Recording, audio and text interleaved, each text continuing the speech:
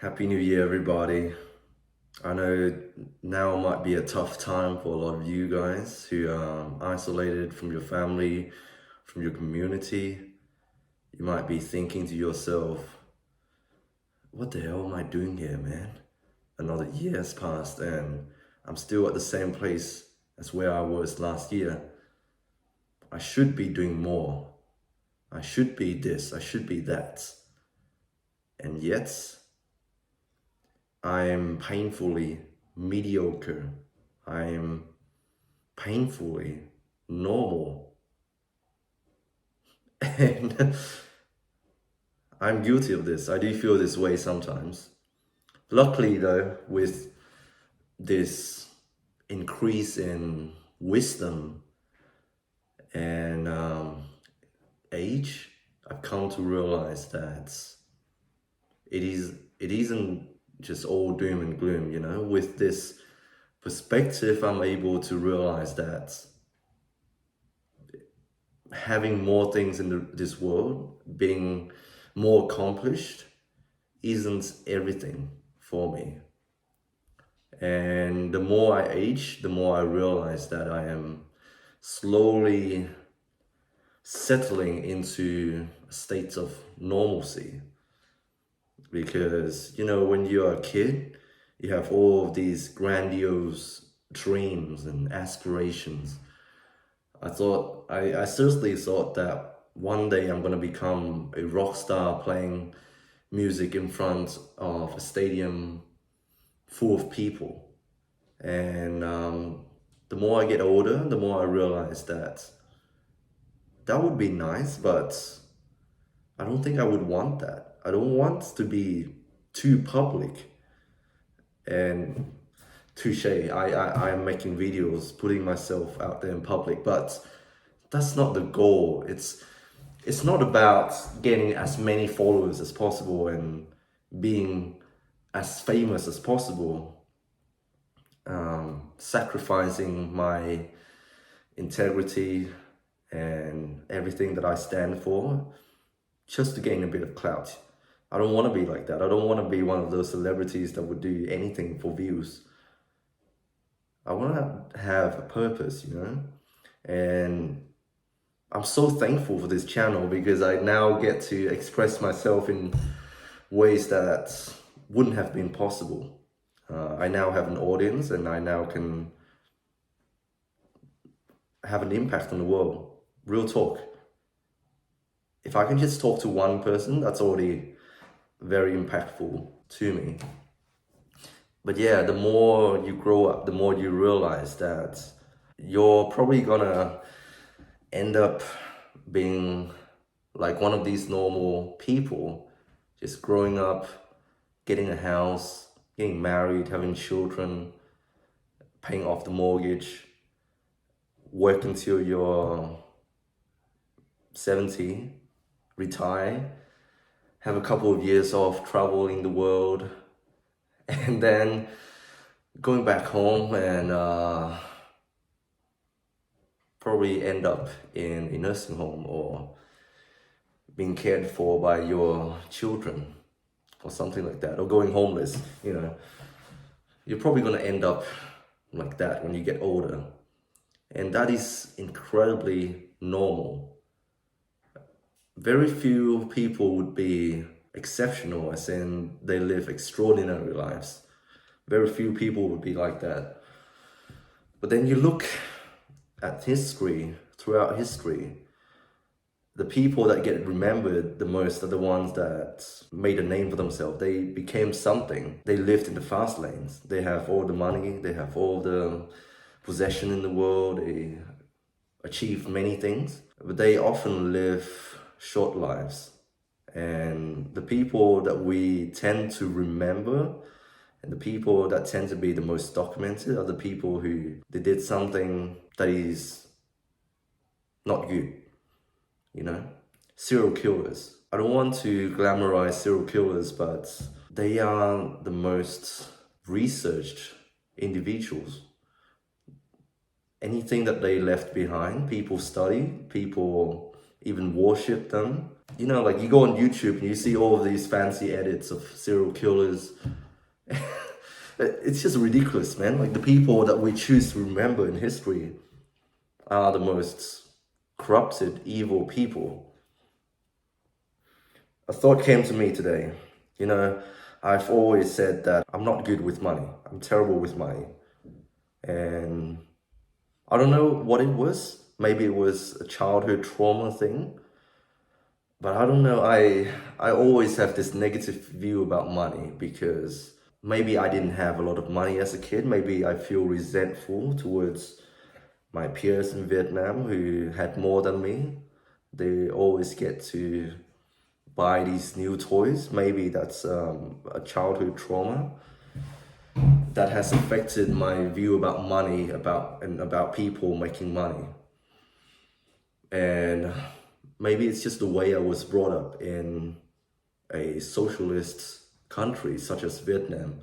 What is socialism? Socialism is the precursor to communism, as you all know. Communism is when a society is completely classless. There's no division of the different classes in society, the low income, the middle income, the high income people, they're all the same. Nothing will be owned by any single class because it's going to be owned by everyone, every person in this society. And there wouldn't be a state, there wouldn't be a country, and so there wouldn't be this need for competition and fighting and wars. Karl Marx wrote about this, and I do think it came from a place of genuine love and concern, but it doesn't work. Humans are greedy. We are inherently greedy. I myself am very greedy.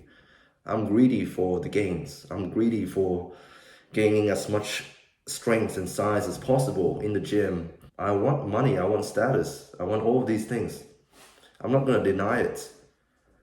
But at the same time, I feel bad about myself for wanting these things because of my childhood traumas, as I've told you.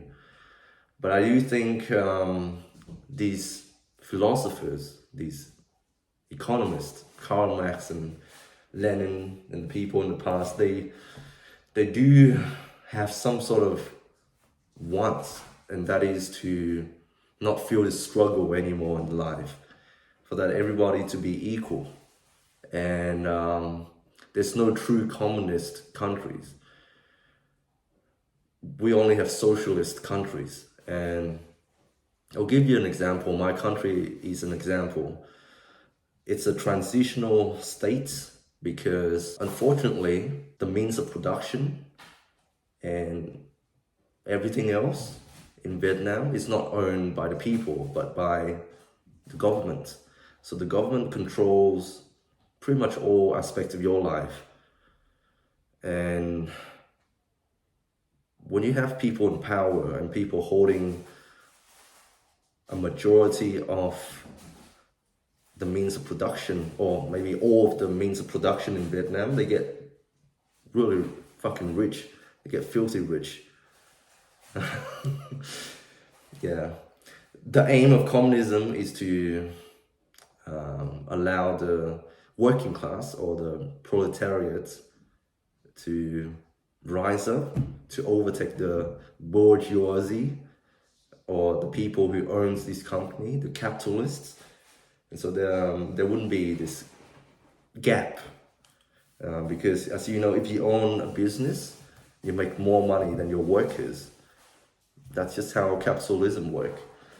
But yeah, our country is a socialist country, and as you know, when you hold power, when you hold the means of production of a country, when you control your citizens' life, well, the majority of your citizens' life, sure, there will be some sort of security in that if you're a citizen of these countries, you will feel like the government is taking all of the thinking out of your life. You don't have this need to compete and to rise up and to venture out into different markets to make the most amount of money. Why am I talking about all this crap? I don't care about this stuff, But yeah, like when you control as many things in society as the people at the top, then your greed takes over and you become corrupted. And corruption is rampant in my country. I shouldn't be talking about this, but it's true. If you work for the party and you know people in the party, you have connections, then you will learn that you get a lot of benefits because you're at the top of the food chain. But one thing that I like to remind myself is that at the end of the day, we all are gonna die. As I said before, I'm probably gonna end up working until I'm 60, 70, hopefully retire, hopefully paid off my mortgage if I do end up buying a house. And then spending the rest of my life enjoying enjoying the company of my kids or my grandchildren, and maybe chill out for a few years before my kids got sick of me talking, got sick of me because of my dementia and send me to a nursing home. And that's where I'm going to end up. I'm going to spend the rest of my life in a nursing home. That's happiness. That's being normal, Social media is not going to tell you about this.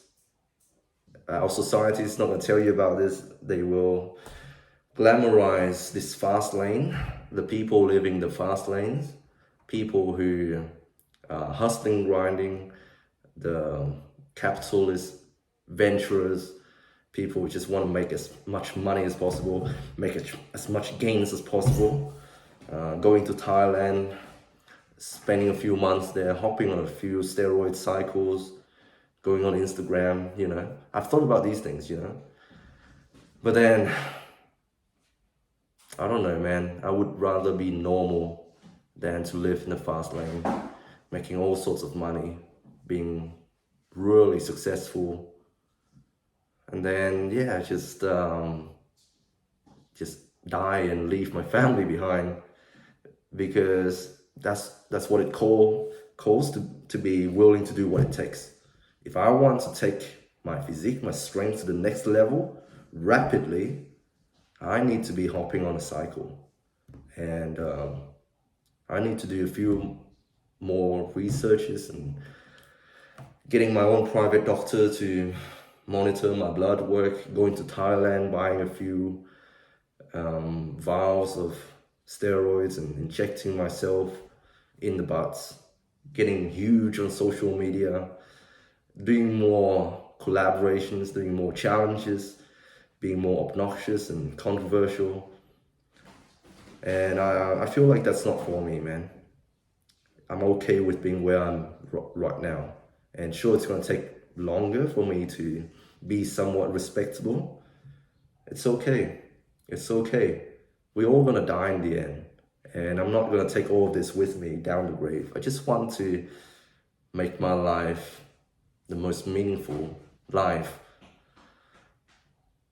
and be content with what I have. Live a long, happy life. Long, happy, meaningful life. Anyways, enough rambling. I hope you guys are doing well. Don't let my negativity ruin your day. Just go out there, be with your people. Do the things that bring meaning to your life. Doesn't matter what I think about it. Doesn't matter what others think about it. What do you think is important to your life? What do you want to do? I want to go to the gym and bench press today. So that's what I did. And I don't have to go to work today. I can do that. And it is very meaningful to me. Even though I'm not lifting a heavy ass amount of weights. It's just, I don't know, man. It doesn't make me more money. It doesn't make me more popular. I just enjoy doing it. It's just these simple pleasures in life that brings meaning into my life, And likewise, I hope you find that something. I hope you find your purpose. You don't create your purpose, you discover your purpose. And I hope you're laughed. I hope you're healthy. And yeah, here's to a better year.